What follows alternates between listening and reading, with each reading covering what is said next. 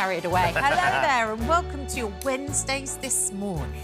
It is all about the legendary Frank Sinatra. Today, of course, his music is finding a new life on the West End stage. There's a new musical, isn't there? Yes, absolutely. We've got some viewer comments, haven't we, about very excited because Tina Sinatra she's going to be is here. Going to be coming in, Frank's daughter.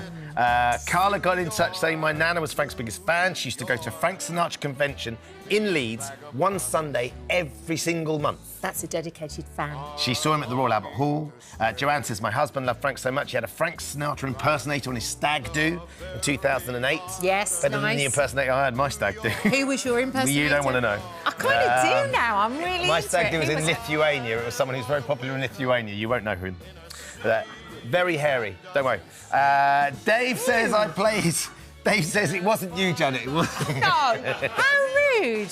Dave says I play his greatest hits every night before I go to bed. And this is from Becky. She says, my granddad loved Frank so much he named my mum Tina after Tina Sinatra. And then she even had a tattoo of Frank's hat, the fedora, on her foot. How about that? There you go. But what was the Rat Pack leader really like? We're going to be finding out today as his daughter Tina joins us to celebrate his legacy. I've got a feeling there's going to be a few tunes. Yeah, too right. Tons of stories. So any questions that you might have about Frank, do get in touch with us and we'll try and pass those on to Tina as well. Looking forward to that.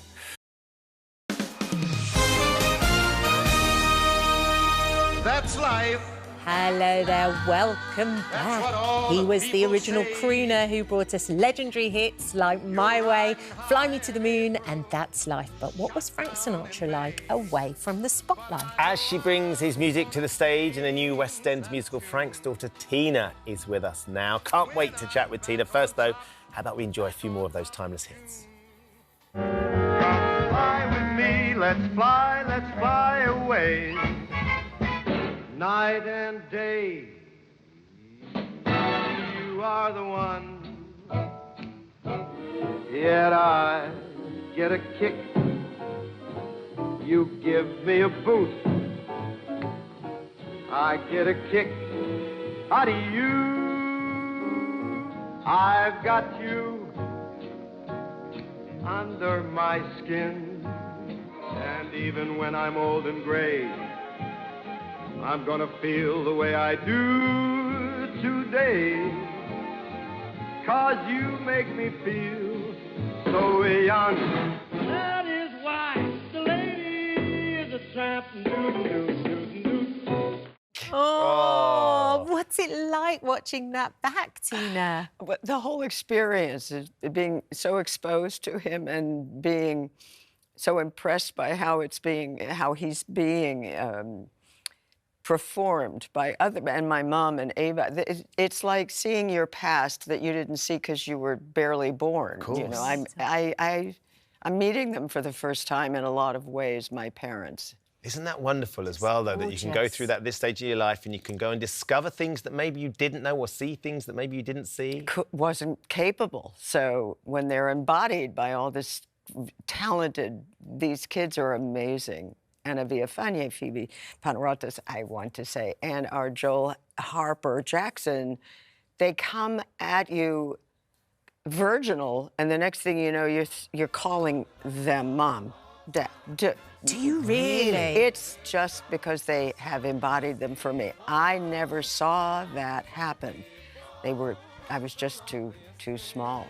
Wow, because I was going to say, what is it like seeing it on stage? And because he's not just this icon with this legendary kind of like velvety voice. It's your dad too. Yeah, but the funny thing is they are familiar and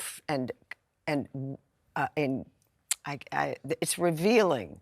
Okay. I'm used to the iconic part of Frank, and nobody knows Mom, and she turns out to be quite a woman. Yeah.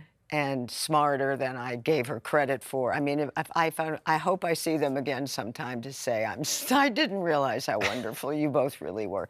And the mess they get into is it's kind of universal and all about the music that creates the total emotional environment of what they were going through and what he would continue to go through without her. Yeah. Do you know, it's The story of the musical is really interesting because you're very honest about the love triangle between, you know, your father and your mother and the Neighbour Garden and what happened with that as well. And actually, that was an integral part of his life story, of all of your life stories. And well, I was born subsequent, but he created. I call it a wake, not a bad way, because it was something to contend with, and you had to get older to begin to emotionally understand it. And so I would come through that through my young adulthood, and would become friends with Ava, our personal friends. So we never lost contact with her, and Mother and Ava never a negative word. No one made it worse once it was completely done. Yeah. Do you know what I'm saying? So, it wasn't horrible. It was who we were. It's life. And we were Literally, yeah, we that's were life. fine. And the moment, the musical is set around that kind of pivotal moment in Frank's career as well, where his career had kind of waned slightly. There'd been the affair with Ava. He's had trouble with his voice. The record company had dropped him. So he's in this moment where you're so used to seeing Frank Sinatra as the big guy, you know, like the main man, the guy in charge. Altogether, Yeah. And then to see him like this must be amazing in the musical. Why did you decide to do that? Because the music was actually the spine of the piece from the beginning. And we express the narrative or complete the narrative with music. The Man and His Music was a title, that he was affiliated by. Man and His Music, but the music and the man was much more the approach we took because he had to have it there first. And he knew, you'll sense that he ascends in very few years and then begins to spiral. And during that reascendance, you see that when he takes charge of his own career and his life and shapes up, he got a little off center, a little off course, that he knew best for him, for his own craft.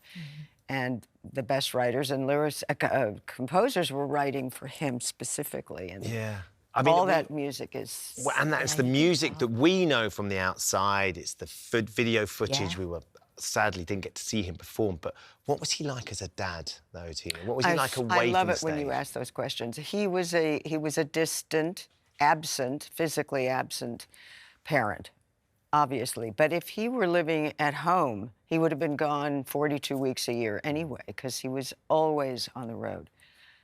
Nightclubbing, and I'm looking at the pictures. Oh, my God. That's very much, you can see the stress and the strain. That is about the time they finally break up right there. Yeah. Was he strict, though? Was he a strict dad? Did he enforce the rules? Mom we called her General Gearing, actually. When she found out was put a stop to right away.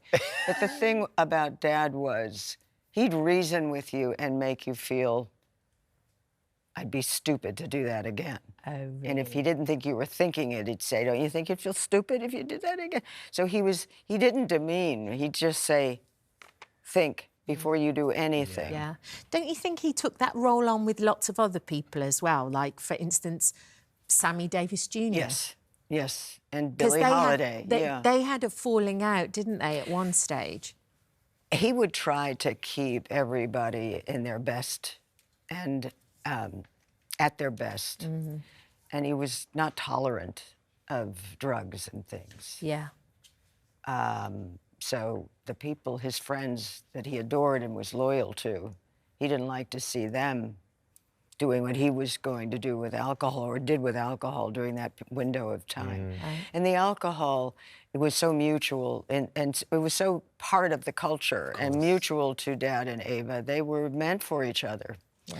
Can we talk about the hat as well? We had a message from one of our viewers, Becky, this morning, who has a tattoo of your father's hat on her ankle. And her mum was named Tina by her grandfather because they loved... That's Becky's tattoo. This hat, the fedora, is such an integral part of his persona and who he is, isn't it? Absolute. And I wish I had my phone because Anna Villafane, who plays Ava, just sent us a picture of a friend of hers with the mugshot from 37 Bergen County on her side. It's the way she picks up, and you know what? Oh, God, am I old? No, you're not. Don't do that. I'll stay this way. I think that I'm going to give it away a little bit. His hair started to recede. The hat became part of his. It was an extension of him. Yeah. And he was in a lot of cold places. And I have worn my baseball caps in London since I got here. So they are very So they kept him serviceable warm. hats. But he found his style with his swagger, and I think he found it at like 4 because he was going to be exactly who he becomes. Yeah. I just love it. And that was Mom's sharing in the dream. You know? Yeah. It's a sweet story. Sad, funny. It's extraordinary, and his legacy is so compelling still to this day. Yeah, It's so special. You know, I've got boys that are 19 and 21, and they adore his music. Good. You know, and that's and younger than that as well. Yeah. It's amazing. Yeah. He Thank always you. said I'm an old antique. They'll either pass me on or they won't. So. Oh, they're definitely passing him on. be Don't it. worry about it. He's not going anywhere. Thank you, Tina. Oh, Thanks thank for you coming both very today. much. Tickets for Sinatra the Musical at London's Aldwych Theatre are on sale now.